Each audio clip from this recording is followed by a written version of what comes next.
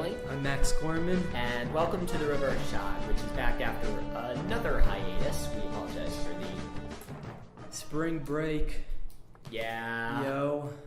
As they I say. stayed here and pretty much turned into Jack Nicholson from The Shining due to sheer loneliness. But hey, I got to watch a lot of movies, so it was worth it. Yeah, I watched, to get prepared for Roger Ebert coming, I watched a few of his movies. Roger Ebert's dead. Not Roger Ebert, I'm sorry. Roger Corman. Roger Corp? I thought you said Roger Corman was dead, and I was petrified for a second. I'm like, he was going to come in 2 months anyway. No, Roger Ebert did not make movies. No, he did. He wrote Beyond the Valley of the Dolls. Did he? Wrote that. Oh, did he? It was the only thing he ever wrote. I didn't see that one. Was it good? I haven't yet. It's supposedly really weird. I know one of my teachers from high school loved it with a passion. I'm pretty sure it was that movie. Anyway, we're here to talk about Logan. And a bunch of other movies. But let's start with Logan. We're doing that. Oh, yeah, okay. So first for Logan, how do we want to start? Are we going to start with spoilers, or are we going to go get to those later? Let's get to the spoilers later. Let's just go into sort of general details. All right, general idea. For me, the movie was on an exponential incline from the beginning to the end in terms of quality. When I first sat down in the theater, the first bit, it was gritty, and I'm like, it's fine. It wasn't really gripping me. But by the end, I was loving it. And I think it never went to a point where it got any duller than it was before. It always progressively got better. That's a problem that a lot of superhero movies have. That you see, for me, a lot of the days, you'll see superhero movies that just start really, really well, like with a bang, with a really good action scene. And then after that point, they just start to fall apart bit by bit by bit by bit, and then they just started to decline. And then by the end, like the end action scene, you just don't care. Yeah. Because it's all sky portal action, and you know what I mean. Like in every superhero movie, there's a big portal in the sky. Not just superhero movies anymore. It's just every movie now. Every movie has a sky portal. I'm like, whenever there's a sky portal, like in Suicide Squad, sky portal, I'm like checked out. I'm like, I don't care anymore. But anyway. Logan is the director. What's his name? James Mangold. I thought he. Okay, I was thinking of Kong Skull Island director who had 3 names. Sorry. Yes, James Mangold, the guy who did 310 from Yuma, which is the remake of 310 to Yuma, not the original version. A remake I love. I actually haven't seen that one or the original, but I have the original on a Criterion DVD, and I want to see it. Because it's based on a short story by Elmore Leonard, who is my favorite author ever. I don't know about the original, but the remake is a really good Western. Ben Foster's amazing, but that's a review for another time. But this is his second X-Men movie. He did the Wolverine before this. Yeah. That one I was lukewarm about. I'm like, Wolverine to Japan, that's cool. And I just thought that in the end it was a... See... unlike Quinn here, I'm not the biggest X-Men fan. We will get to that part later. So, like all the X-Men movies for me, the movies at least, I haven't read the comics, have been going from pretty good, like X-Men 2, to X-Men Apocalypse, which just hurt me. But Logan is far and away the best X-Men movie. Absolutely. Yeah, I've been talking a little. You want to add something? Okay. For a lot of these movies, the 3 movies we're going to be discussing today, I'm going to have to keep myself from squealing a lot. This is 3 episodes, though? I don't know. We'll figure it out later. Okay, sure. Anyways, I loved all 3 of these movies I saw over break, or over the last few weeks, in very different ways. That I think Logan is the hardest one to describe how I love, because Logan isn't necessarily a movie that fits loving easily. It's not a blockbuster that's designed to make you very happy. It's very slowly paced and brutal, and it often can be kind of painful to watch. There are some scenes where the film very much empathizes with the characters, and it makes it kind of painful what they're going through. It emphasizes that it kind of sucks to be a mutant. And that's something from the comic books they actually get right, because the thing is here, as Max alluded to earlier, I am an insane X-Men fan, and this movie, Logan, is for me probably the film that feels the most like comic book X-Men that I've seen. Because they talk about in the movie how the comics were all like too happy that in the real world people die kind of stuff. Yeah, but there's a lot of stuff they do in the comics that they get right in this movie that isn't necessarily conveyed in the other movies. Like, this one does something I think X-Men First Class came closest to doing, which was showing that it is kind of horrible to be a mutant in this world, because a lot of these people's mutations, while they give them power, also cut them off from people. Like, what's an interesting take of what Logan does is that they take in the other X-Men movies, it's all about why it sucks to be a mutant because you're a minority, but they're at a school and it's all fun and games and more lighthearted.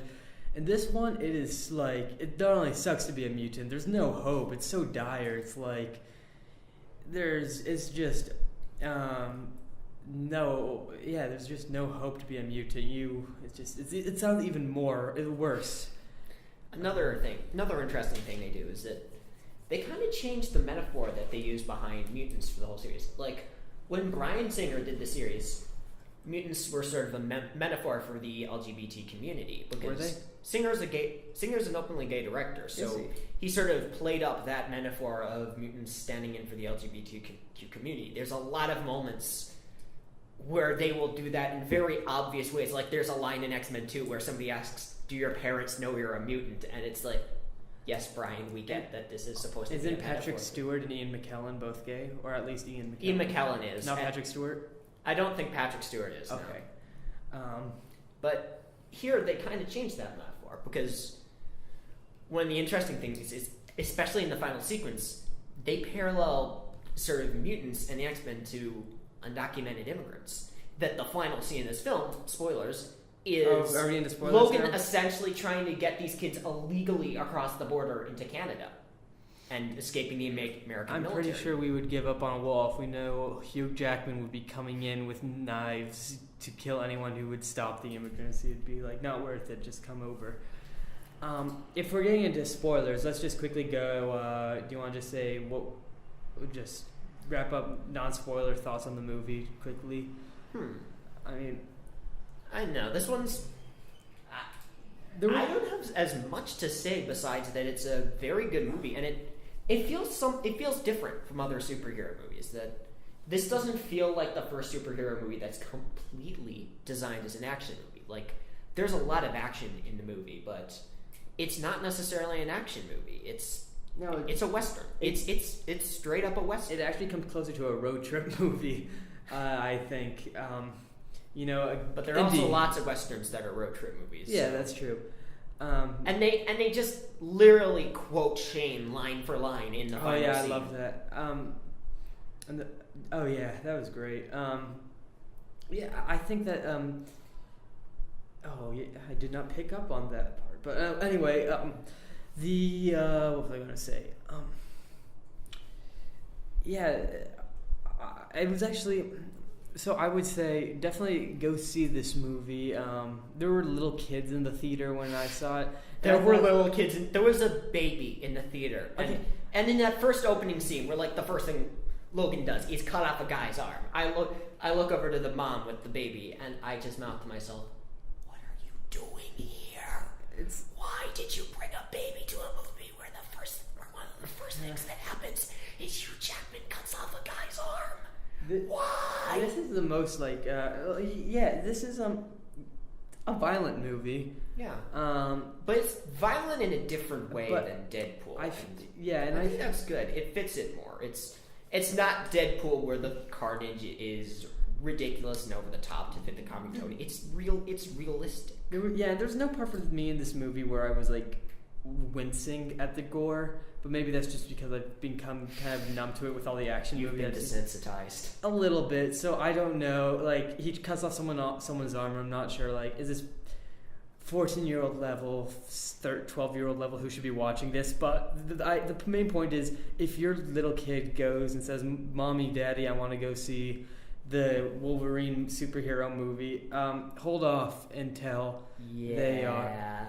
And at least shows them the first ones, then shows them this one, and then spoiler alert, the kid will be very sad. Yeah. So I think we are getting into spoiler territory. Yeah, definitely. So yeah, just non-spoiler opinion. Go see this movie. It's probably up there as one of my current favorite superhero movies. It's a lot better than stuff that's the genre's been coming out with recently, and I think it might push the genre forward into some more interesting territory. Anyway, spoilers. Yes. Logan dies. We're just going to say this up front. Everyone knows. Dies. Everyone, if you know that this is Hugh Jackman's last performance as Wolverine. It was obvious. I mean, if you couldn't figure it out from the fact saying it's my last performance, it's a goodbye, I just look at that and say, yep. Wolverine's gonna die. Actually, I was on a plane coming back from spring break, and I was from spring break going home, and I was talking to someone, and he's like, "No, they won't kill off Logan." And I'm like, they're like, "He's a tentpole character," and I'm like, "Okay." And he just gets impaled by his evil clone. Oh, if he's going to go out, that was the way to go. That honestly, climax of the movie was kind of amazing. It wasn't some big sky portal action sequence. It was like just in the woods in some part. Can I say something here? Yeah, what's up? I actually like the whole introduction of the clone bit, because I know this is going to sound like over-interpreting, but I almost read it as a commentary on superhero movies, because in interviews when James Mangold has been discussing Wolverine, he has been pretty critical of a lot of other superhero movies. He says that they're kind of just manufactured and soulless and don't really understand the characters. And to me, that feels like what X-24, the clone of Wolverine they introduced in this movie, is. He's essentially a way to criticize those movies. He is Wolverine minus the aspects of the character that make Wolverine. He is like this soulless, just killing machine that a lot of people would want out of the character. Like, it's a criticism of, you want this movie to just be carnage? Is the reason you're interested in like an R-rated Wolverine just so Wolverine can kill a bunch of people? Or are you interested in that for the story? And then he sort of supports that this should be about the story, and there are things that make this character who he is.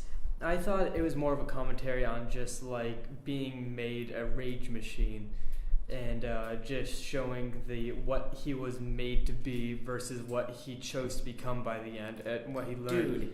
Dude, the bad guys killed off all the mutants in the world through poisoned corn syrup. That just feels satirical to me. Is such a... I don't know how anybody hasn't noticed that that's kind of a ridiculous detail. That corn syrup, that the thing that does mutant kind in is not Magneto. It is not Senator Kelly from X-Men 2. It is not Apocalypse or any of the big supernatural villains. It is corn syrup. Commentary on our American diet. No, yeah, actually... There is this one touch they have throughout the movie, this really good, I think, They Live-esque touch. Did you notice this in the background? That there are signs for, like, energy drink everywhere, and the energy drink is just literally named Hypno. Like... Really? Yeah, that's in the movie. That it's, like, this named Hypno, and there are, like, the spirals in the advertising. And it feels to me almost like this very They Live touch, that it's using that to sort of satirize like this addiction to commodification, and that sort of this same commercialization and commodification is the thing that produces these soulless versions of characters devoid of any meaning. And as we're talking about the setup for the movie, like the setting, I wanted there. So I also thought so. In X-Men 3, my favorite... do not talk about that movie. Let me just... bear with me. My favorite character in the series, Cyclops, was killed in the kind of the dumbest way. Not like... Everybody who died in that movie was killed in the dumbest way. I mean, it wasn't... I don't think it was as dumb as other people think it was, but as little me, I was kind of devastated. And then in Days of Future Past, they brought him back, and I'm like, yes, and now... we can assume he's dead again because of corn syrup or Professor X. No, because Professor X canonically just kills the X-Men. X-Men. That was only 70% of them. There was still 30%. Cyclops could have been just died from, I don't know, maybe still... no. Corn syrup. Corn syrup, yeah. Blame it all on corn syrup. You know, that died. He's drinking too much cola. in fact, but that actually leads into one of my biggest problems with this movie, and that is continuity, and that is they reference. So you have to have seen all the movies. So, but Wolverine and Professor X talk about New York and when they first met from the first X-Men movie, but that timeline was erased. So I'm really confused if this is from the original timeline or is this new timeline. Max. Yes. Don't even try to talk about the X-Men continuity. The continuity of X-Men, whether it be in the movies or the comics, has always been impossible to understand. The comic series is entirely just pretty much every 6 issues. They're like, oh, you thought this thing was true about the backstory? Well, guess what? It was completely wrong. We're changing it. This is now canonical. So, yeah, the X-Men stories are a mess of continuity. Yeah, I just feel like in the movies they should at least say this is just the first world if the world wasn't changed, or this is the second the world that they rewrote. I'm just confused with where it stands. Other than that, very good movie. That final shot that final sums shot up the movie. Where she just. By the way, can we talk about Daphne Keane in this movie, the girl who plays X-23? Yeah. Oh my gosh, she was really good. She is really good. For the whole movie, I think one of the nicest surprises of this movie is for the whole movie, I thought, okay, she's going to be this archetypal, powerful, mute, young girl that we see a lot of in media, especially with now, like, 11 and Stranger Things. And then she just suddenly starts talking Spanish and beating up Hugh Jackman. And it's like, okay, I like where this went. I liked her character. I thought she was really good. I thought she was a fine character. I liked her character. I thought that the whole daddy connection she had by the end of it was lacking a little. But, just for what the time they had, and it wasn't for a road trip movie. You know what? I didn't have a whole lot to go. I'm kind of nitpicking at this point. It was great. Isn't that what we always do? Yeah, I guess. I will say, a bunch of people in the theater were crying, but I wasn't. And then the little kid, one of the little mutant guys, is holding a Wolverine action figure, and I'm like, I almost cried there. That touch of the kid punch to my gut. That sort of arc where it goes from like these comic book, where it goes from like Wolverine dissing the comic books to at the end that kid just holding the Wolverine action figure, and the way that almost talks about like the way art, even the unrealistic kind, sort of inspires us to do things that are above ourselves, is something that just really appeals to me. And that was what got me was in the final scene, Laura just reciting the dialogue from Shane. The final scene where she reads the eulogy as that line from Shane that you hear earlier in the movie about how killing's a brand. She memorized that whole thing. That is a point. It's really not a problem. She did watch it once and then just memorize. It's her mutant power. It's her mutant power. Memorizing movie. Oh my God, Max! I'm a mutant. I'm a mutant. That's my mutant power. My mutant power is to memorize completely pointless movie lines. And last, we want to talk about Professor X's final scene. Oh, Professor X! All of Professor X in this movie was incredible. Can I just say I was not expecting for Professor X of all characters to just burst out the F word so constantly. He was really funny. It's kind of alien to hear Professor X swearing up a storm. Yeah, and he's actually kind of really funny in this movie and really emotional when he needs to be. He's a fantastic actor, and that ending where it's just him talking about how he sort of felt better in this last day than he's felt better in a long time. It's just this beautiful woman, and it just the claws goes into him and he dies. I think that's kind of amazing how you follow this character throughout, this guy who does all these crazy superhero things, and then he just gets stabbed and buried on the side of the road, and it's just very grisly and emotional. And also What was I gonna say? Yeah, the family. That also reminds me of the family. I was surprised it went that way with all of them. That bit with the family was actually really well done. It was this is like I don't want to say that this is one of the this redefines the superhero genre. Actually, I'm going to actually have to rank this as probably one of the best superhero movies I've ever seen. I will too. This is up in this is absolutely one of the best. I would say that as far as any superhero movie that's come out since 2008, The Dark Knight came out in 2008. Yeah. So any movie after from Iron Man up, this is by far the best superhero movie. Yeah, by far. Agreed.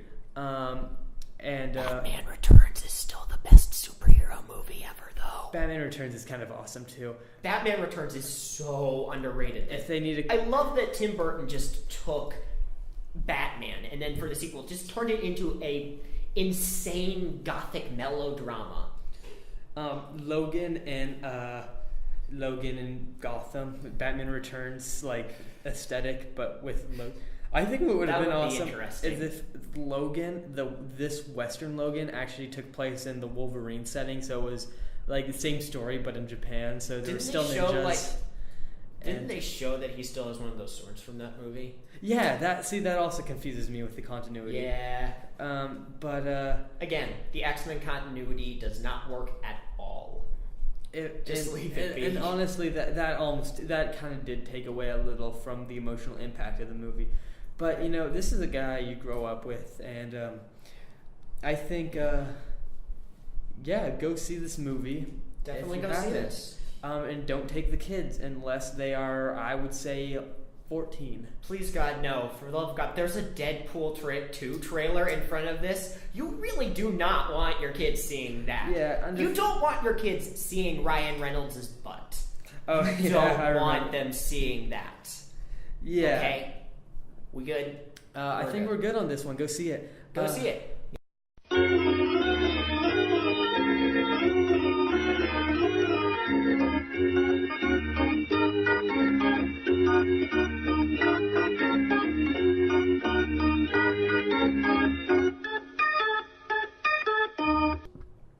And we're back.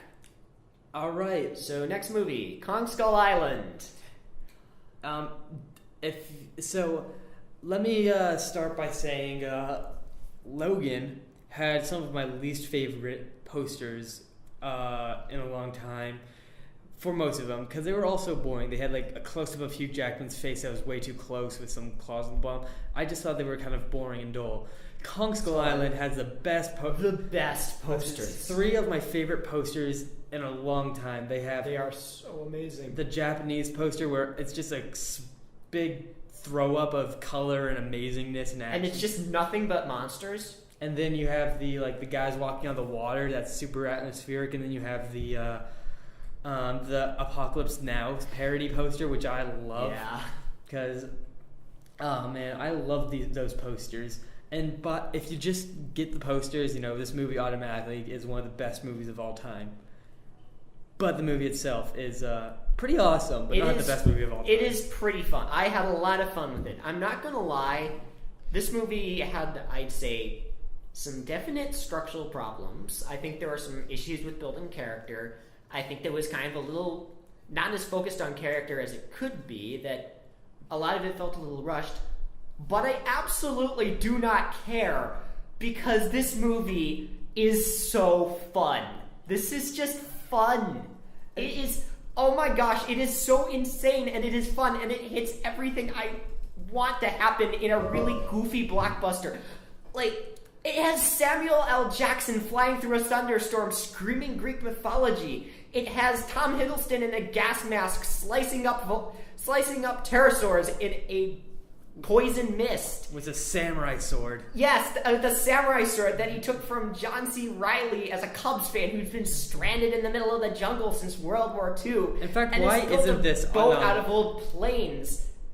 And it has King Kong beating up a giant creepy reptile thing with basically a ship propeller on a chain. And swinging around. Oh my gosh, it is so... This movie is ridiculous. If you can't get this from what I'm saying yet, this movie is completely ridiculous and silly, and oh my gosh, I love it. So, I've heard a bunch of people complain about this movie. Yeah. Quinn mentioned it, the characters.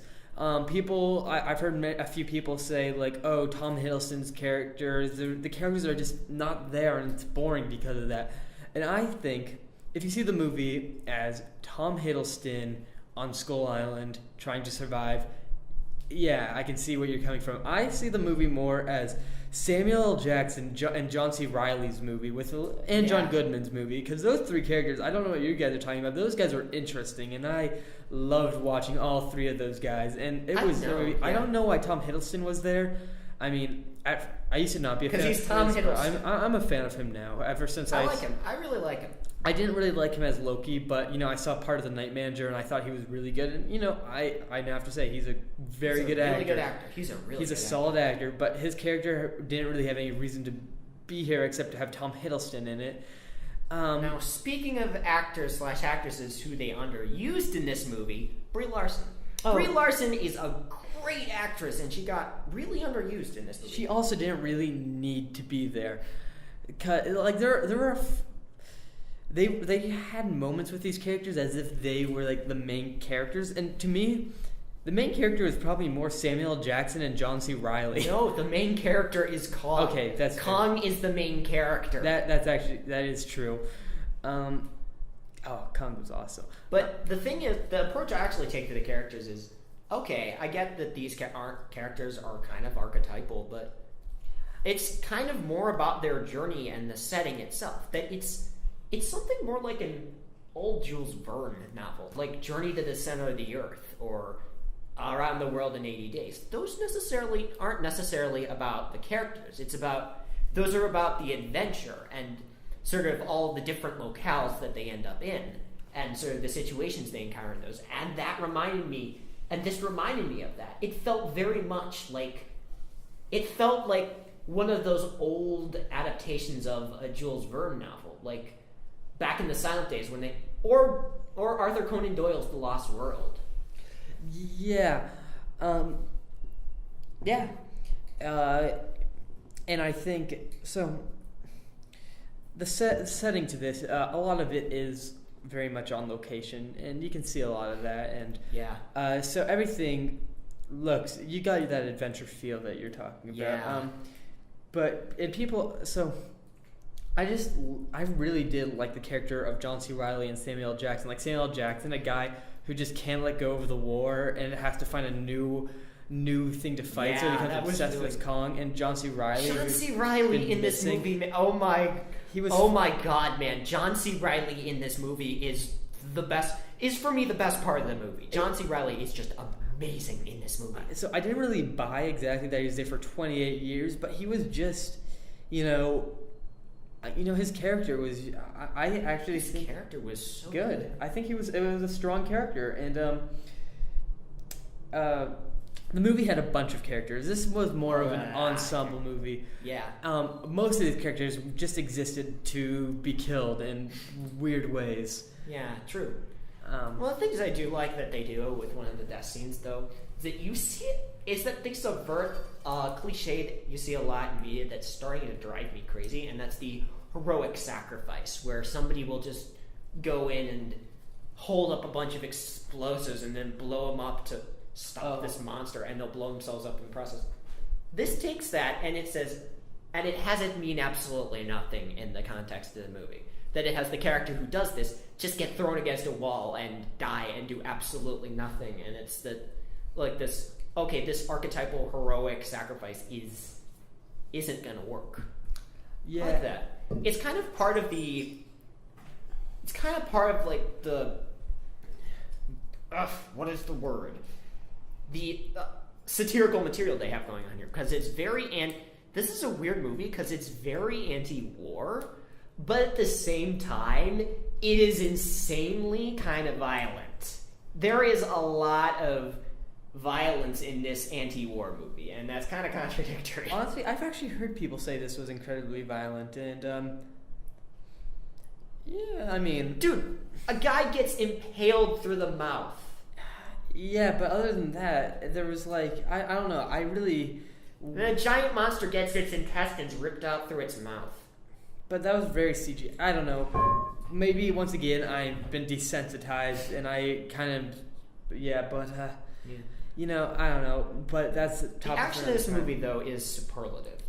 The action, besides some questionable CGI, it is awesome. Because the cinematography in this movie is incredible. Yeah, the shot of like the Richard Nixon bobblehead as the helicopter's falling. There are so many amazing shots in this film. The cinematography in this is done by, let me check the guy's name. Yeah.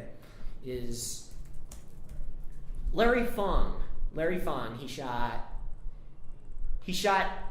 Batman vs. Superman, Dawn of Justice. Okay. He also shot that was a 300 movie, at least. And Watchmen, so he did a lot of stuff for Zack Snyder. So those are all good-looking movies, whether you like them or not. They look fine. He works a lot in terms of very stylized stuff. So he's very good at going for stylization, like these very images that almost look like they would be panels out of a comic book. And here he brings that to the extreme. There are so many stunning visuals in this film.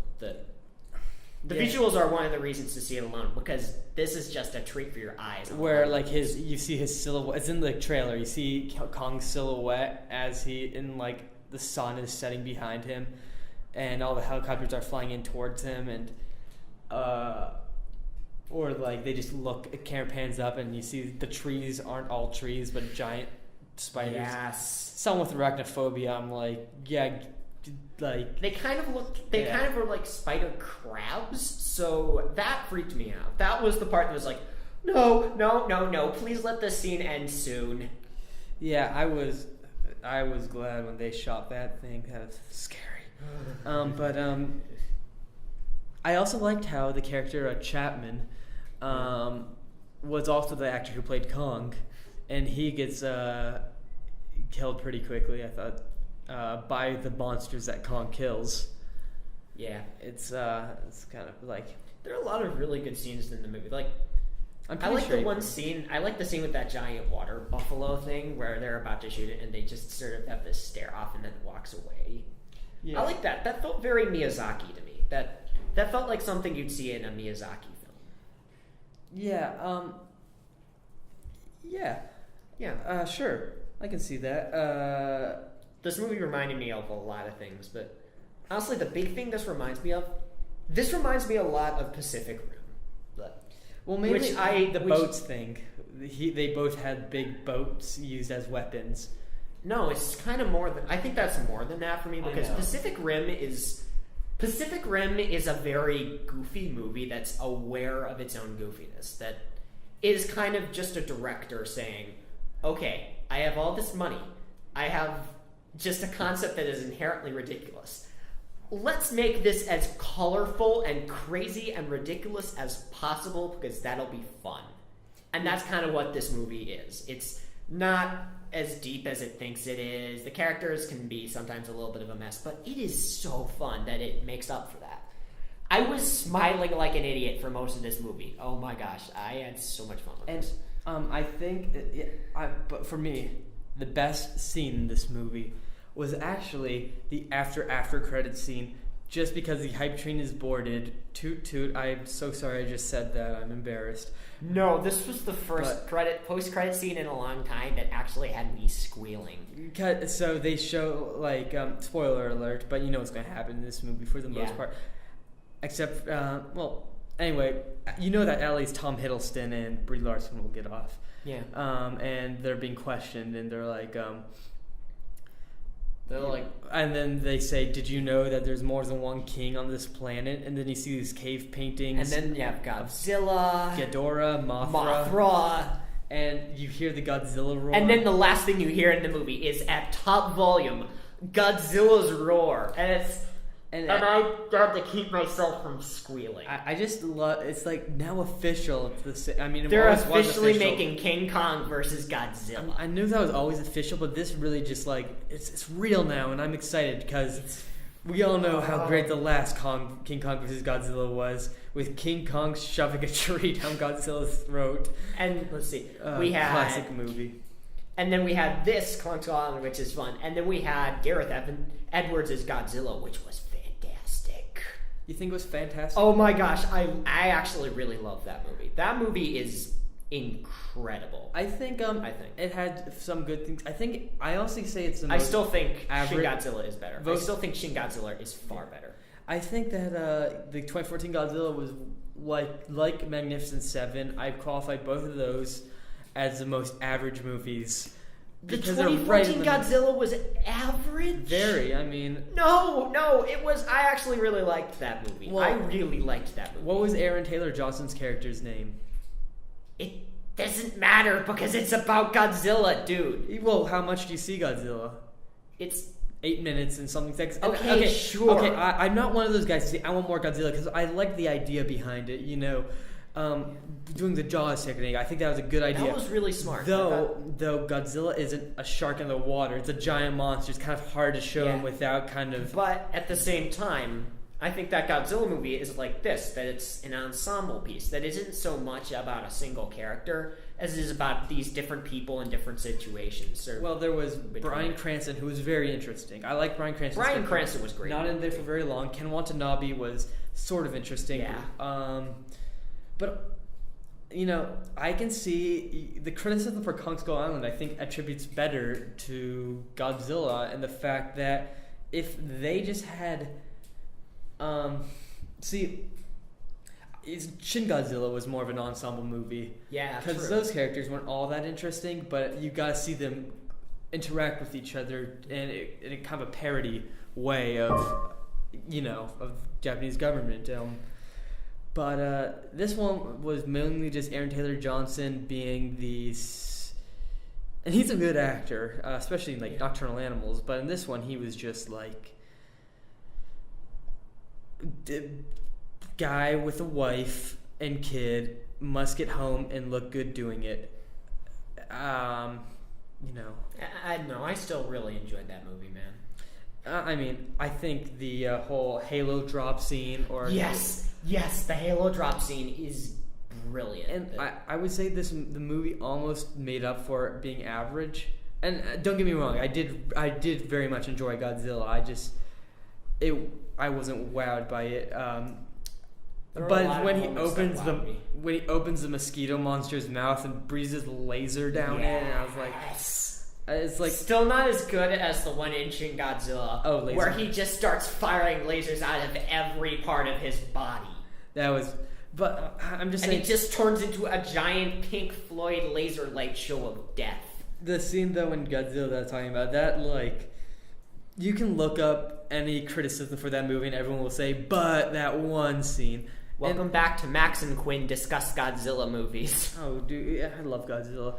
Godzilla is great, though. I really wish that Legendary Pictures could get the rights to the actual Toho Godzilla song so they can play that for Kong.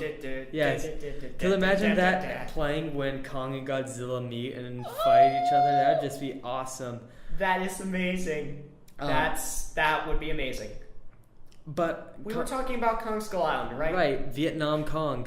Yeah. The Viet Cong, as people have said. Oh God, why have I not thought of that pun until now?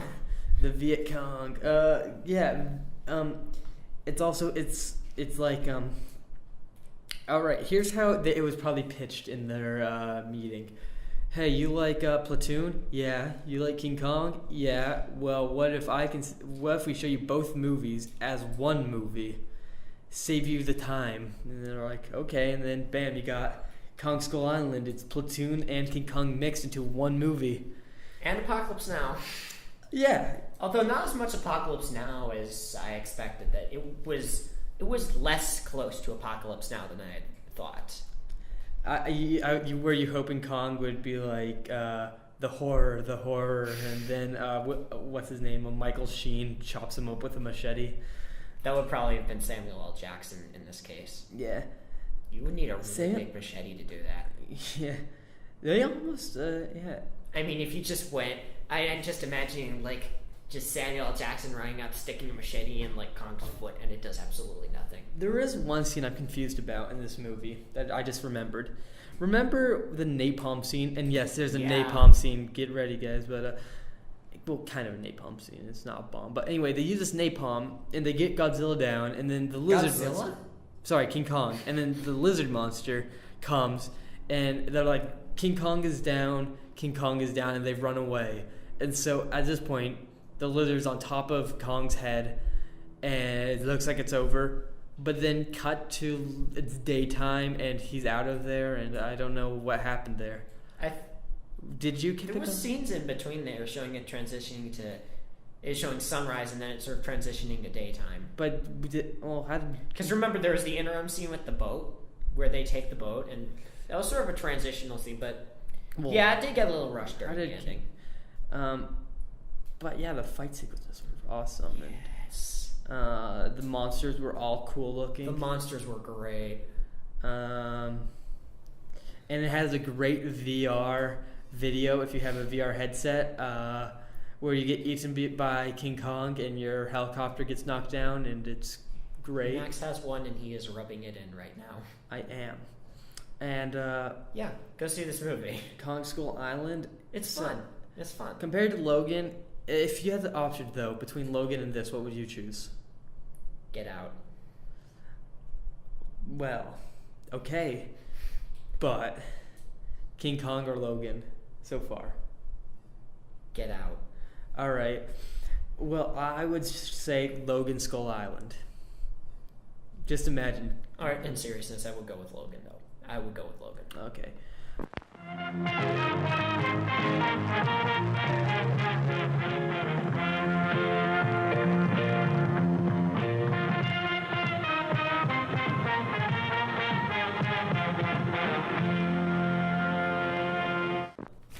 And we're back.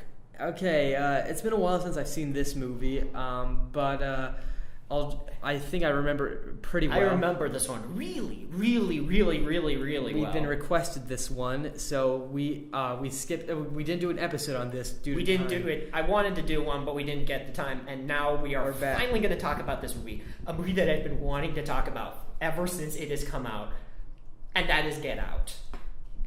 Get Out has come out. Sorry. Tired. So Get Out is Jordan Peele's directorial debut. So while Keegan-Michael Key is being in the new Predator movie, which is shot by the same guy who shot Kong Skull Island. Is it? Yeah, it's shot by the same guy. Oh, so it's going to be a good-looking movie. Probably, yeah.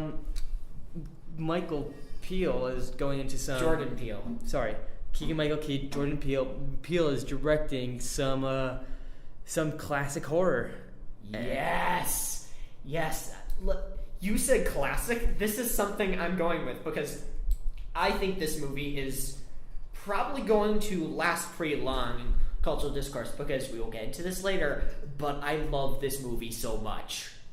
I loved this movie. Yes. I loved it too.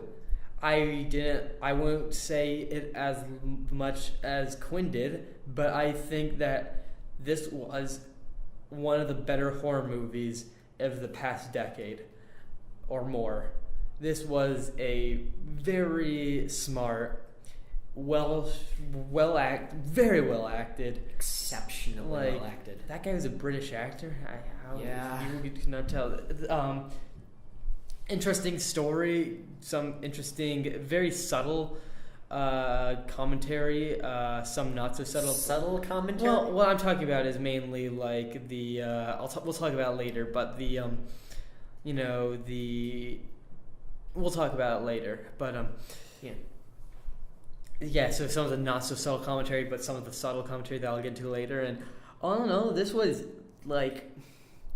a very good movie. We saw this the same week as Cure for Wellness, right? No, that was the week after.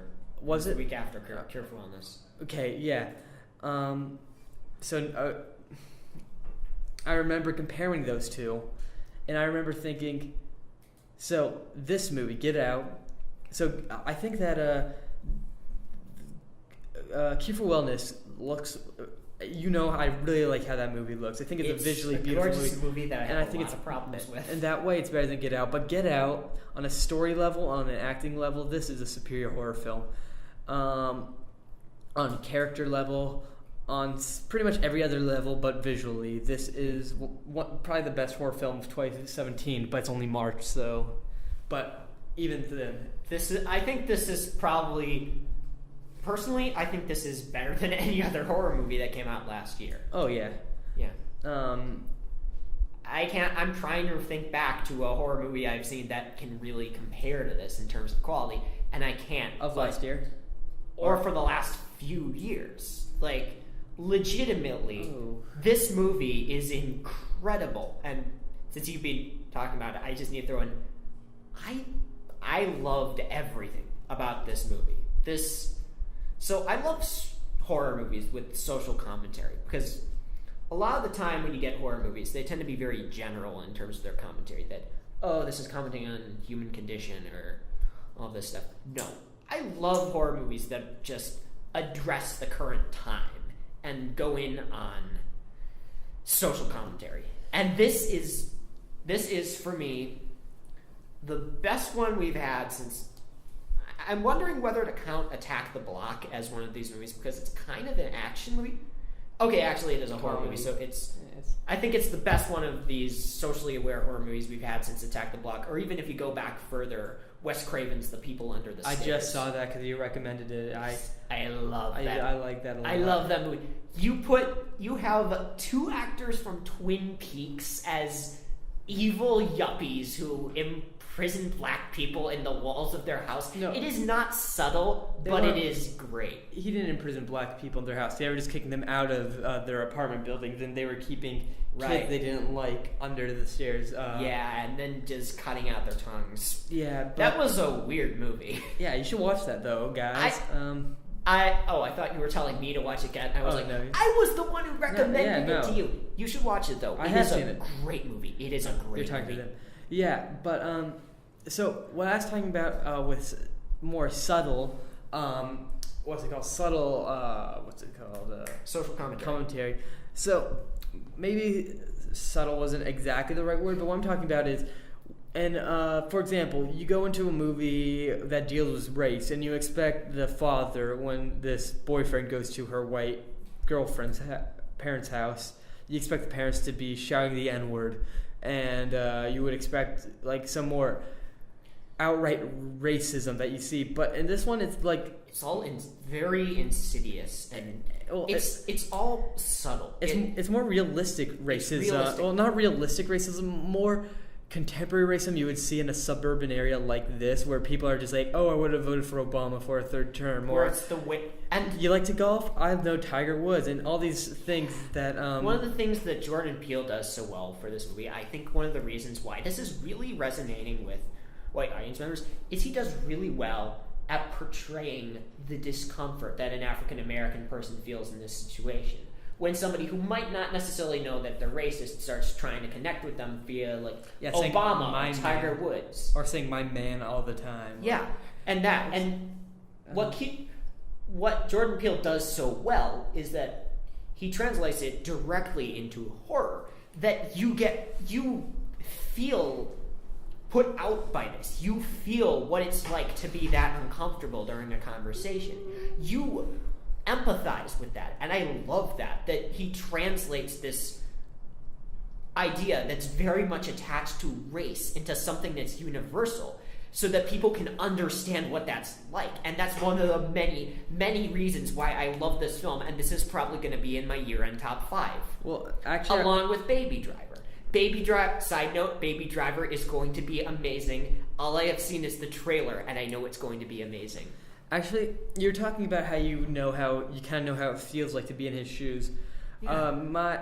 So two of my teachers who saw it, who both are black, said that it's a great movie, and you get even more out of it because this is very. They say this in some way reflects their experiences when they're surrounded by just white, only so many white people.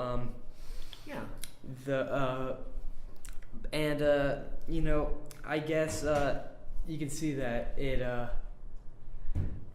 how this movie is it is a good way of demonstrating like these people are blind to how these microaggressions. Yeah. And it's a good way of demonstrating. Now brace for a flood of alt-right types flooding our comments and screaming that we're snowflakes and SJWs. I am a snowflake. Shut up. Punch you, Pepe the Frog. If you get that reference, you're a memer. If you get that reference, please don't leave a comment. I never got the Pepe memes. I don't even know. I don't. It's a frog. It's a cartoon frog. Couldn't you have adopted something more threatening than a cartoon frog as your symbol? I don't think they're trying to be threatening. I think they think it's funny. I don't know. You're trying to strike fear into the hearts of liberals. You could have picked something better than a cartoon frog. Once again, I don't think they're trying to strike. I don't think that anyone said this. We want to make all liberals fear. Anyway, we're getting off topic. We're talking about Get Out. Yeah. Not Pepe the Frog. Though Pepe the Frog would make a good horror movie villain and Get Out. Now I'm imagining just Get Out. Michael Myers, except he has a Pepe the Frog mask. Yeah, he's in the this oh is god, that would be a opening movie. Scene. That would be a movie. That would be like Halloween, except someone in a Pepe the Frog mask is going around killing black people and all those ones, and it's just deranged like Trump fan. Oh god, that would probably be a movie someone would make at some point down the line. I do think that will probably be a movie. You know what's not a subtle one. Yeah, but it'll be a movie nonetheless. Back to Get Out though, I just remembered the opening scene was great. Definitely sold me on the movie. I mean, we are easily sold by tracking shot opening scenes. There's so many of them nowadays. There's so many of the horror movies that open with awesome tracking shots, and I am so happy about it. That's one thing Get Out and Bye Bye Man have in common.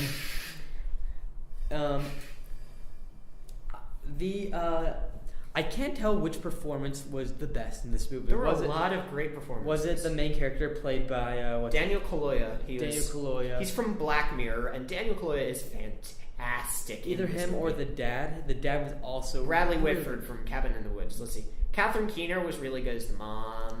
Who was the daughter again? What was?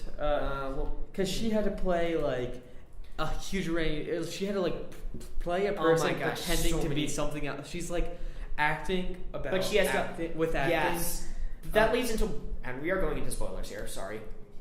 One of my favorite scenes in the whole movie is where she calls up the main character's friend from the TSA, and then she is saying that she's concerned, and then it just cuts back to her, and she has no expression on her face whatsoever. And she's just doing all of this emotion with her voice, and it's chilling. Yeah. That's one of the best ways I can describe this movie, is that it's chilling. It's not necessarily jump scare, scary, although there are a bunch of jump scares thrown in.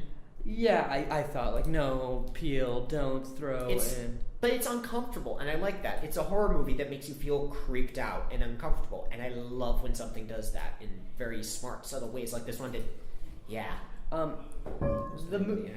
The movie's also very brutal. Allison Williams. Yeah, she's very good in this. This movie, by the last 20 minutes, is just like, crap hits the fan and people are dying and it gets violent. The end of this movie is probably, I'd say it's even more of a cathartic bloodbath than the end. This ending scene though, this had stuff that made me wince a little. The ending scene, what terrified me the most about the ending scene is at the end of it, just as Chris, the main character, is standing over his girlfriend's body about to strangle her, the cop car shows up, and it's like, for a moment there, it's like, oh god, this isn't going where I think it is. And it's just a relief when his friend shows up.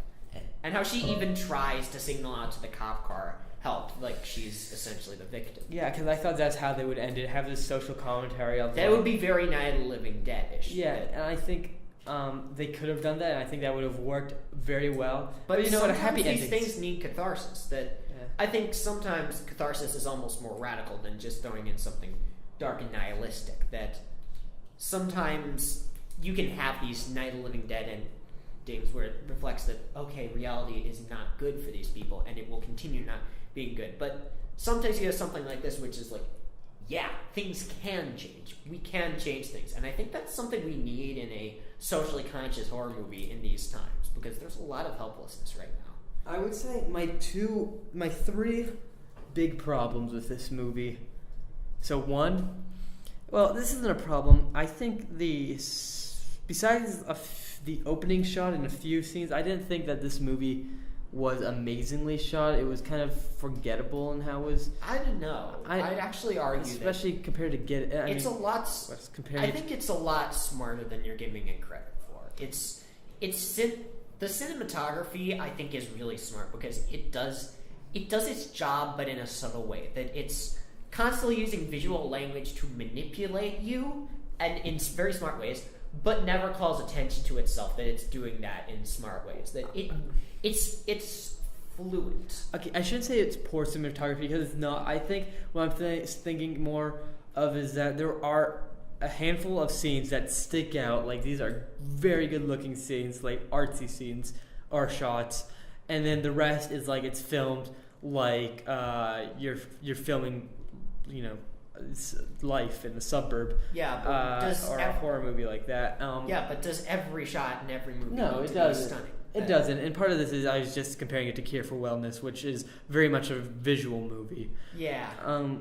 I'd argue this is still a visual movie, but more in the Hitchcockian sense, that it's a visual movie where the visuals aren't necessarily always calling attention to themselves. This reminded me a lot in places of Hitchcock. There's even a scene where they literally shot for shot do the climax of the window, yeah. where. And that was the scene that made me probably the happiest in this movie, because I saw it and my reaction was, oh my god, they're doing the climax of Rear Window. Oh my gosh, I love this, because I love Hitchcock. Then my other complaint. So you know what? You've kind of convinced me. That's not a good complaint.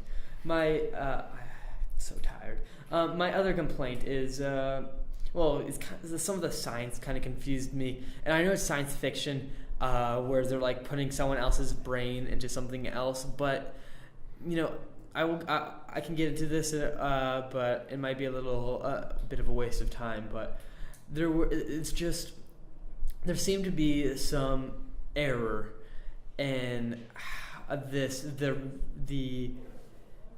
how this works that made me confused as to exactly how this worked, and I didn't really completely understand what was happening till the end, where they wanted me to understand it from a little before what was happening, and I was just a little like, wait, how does that work? I think that won't work like that because you remove that part of the brain. But you know what? No, that'd be getting into something entirely. It's transferring consciousnesses. I don't think they're exactly going off accurate established science. I think they've had to make some stuff up. They're removing most of the guy's brain and then replacing someone else's whole brain into it, but then there's still the consciousness, but that can you know, I would have to be more awake, and I just remember having a big problem with that. I never had problems. I thought, okay, they're just transferring the consciousness. I get that. Why? And then they left part of the. Honestly, it's because they said they couldn't cut out all of the brainstem, or else the body would stop functioning. So they had to keep this part in to keep the body alive during the transplant. Okay, you know, I'm just too exhausted to actually tell you my exact point. But trust me, I have one, and there's a problem. But you know what? Maybe there's not. Anyway, my last problem is, this is something only I feel. Yeah. The TSA agent, at first, he's there as comic relief. And, you know, in a lot of horror movies, you have this guy, and he's, like, cracking jokes, and, you know, at first, for the first half, I liked his presence. He kind of got a little obnoxious by the end. I kind of got a little annoyed by him. I never got bored of him. I was like, it's intense over there, and, you know, you're making the audience crack up, and I don't know. We needed that. I think we needed a little bit of freshman as the film got more and more intense. I liked it. I liked it. I think if they just used him more sparingly or just cut down some of his quips, he would have just been a little more fitting, I think. Sure. But that's just me. Other than that, I don't have a whole lot to complain about. I think any of my plays would just be I'm trying to think of some, but they'd probably all just be impossibly minor. Like, okay, maybe this shot goes on for a little too long, or maybe I don't like the slime dog. But overall, take out your jump scares. You're better than this peel. Yeah, my only complaint is that you didn't need the jump scares. You really didn't. I mean, there wouldn't have even really been jump scares if Peel hadn't just stuck a random string noise underneath it. Yeah, that was my only real complaint with this movie. Exactly. It was a little too jump scary. That's more of just a horror movie. And even then there were about like maybe 3 or 4. And that's just like a horror movie. That's relatively minimal for a modern horror movie. And I think it would have been very effective if like when the maid just walks behind him instead of the strings, exactly. That would have been scary. Instead they just have loud noise and I'm like, I didn't jump at all. And yeah. So anyways, it was not nearly as dumb jump scares as Bye Bye Man. So anyway, this movie is probably, provided nothing else happens this year, this movie is probably going to end up in my top 5 of the year. God knows, it might even end up being number 1. I loved this movie so much. I love this movie so much. This movie was so amazing, and if you haven't seen Get Out yet, please, for the love of God, go see this movie. It's amazing. It is as amazing as your friends are telling you it is. It is so great. I'm actually, on my race and diversity class, we're having extra credit if you see it and write a paper on it. Nice. Oh my God, that is I've got awesome that out class. of the way. My teacher loved it so much she went back and saw it again. Go see it. What do we have coming out this weekend? Trainspotting 2. Right. Very excited for that. We may want to see that because they're probably going to have the trailer for Baby Driver in it, and God knows I haven't seen it enough times yet, and 71 billion times is not enough. Oh my God. And then for this Friday, I might be doing this with the running club if Pornham doesn't, or some services don't start till a little while later. But we might be going to go see Beauty and the Beast. My mom's going to see that this weekend. I really don't have a huge interest in seeing it. I think Emma Watson, though, is a great actress. Emma Watson is great. Yeah. Is like, Dan Stevens great in everything. Dan Stevens is great, too. Dan Stevens is the Beast. Dan Stevens is great in The Guest. He's been great in The Legion. I'm just here to see Gaston. I really think Gaston should win everything. Gaston, he works. We also have the Belko He's not Experiment, that new film from James Gunn. I'll see that. I might see it. I mean, I like Battle Royale. I like the idea of sort of saying it as a dark comedy office. I like James Gunn. I might give that a shot. But yeah, I think here's the thing. I never actually finished Trainspotting because Trainspotting is just a brutal movie. And I remember I was watching it at home with my parents. It was like, I don't think I can make it through this. I've seen it 3 times. But from what maybe the 45 minutes to an hour I've watched it was fantastic, and I'm gonna definitely rewatch it so we can do that this weekend. Yeah. You should definitely finish it. It says the new Terrence Malick movie is coming out this weekend, but I've never seen anything by Terrence Malick. Terrence Malick, good old Terrence, Terry. How many? Have you actually seen anything by Terrence Malick? I saw part of Badlands. And that's it. Though I did know 2 years ago when I was doing a film class at USC, some guy made a film, and the teacher's like, "This feels very much like Terrence Malick. Do you know him?" And he's like, "Know him. He's my He's my mentor." I'm like, how do you get Terrence Malick to be your mentor? Wow. I'm looking through what we have in the coming weeks. We have the new Power Rangers movie, which exists. Yeah, I never was a huge Power Rangers. We have Life, or as it should accurately be called, Alien, because it looks like Alien. Honestly, Jake Gyllenhaal is one of my favorite actors. It has Jake Gyllenhaal, Rebecca Ferguson. Rebecca Ferguson was really good in the last Mission Impossible movie, so I might see that just for her, because she's a really good actress. Also, Ryan Reynolds. Ryan Reynolds is in that too, yeah. And everyone loves that heartthrob, Let's see. as they say. Ghost in the Shell, that's coming out. I mean, if you're not too against the whitewashing, I'll go see it. Scarlett Johansson as an Asian person will still bother me. I still don't think that she's supposed to be Asian. But yeah, we'll find out. But it's kind of weird adapting it. Like, yeah, we could have got Renko Kikuchi from Pacific Rim to do that role perfectly well. Like, but she doesn't have a big name, so I guess. Yeah, I mean, there's. As long as if you want to watch it, I'll go see it. I haven't seen the original yet. I really want to, but I can only find the English dub. Here's one I'm really excited for in the coming weeks. It opens at the start of April. Have you heard of this movie Colossal?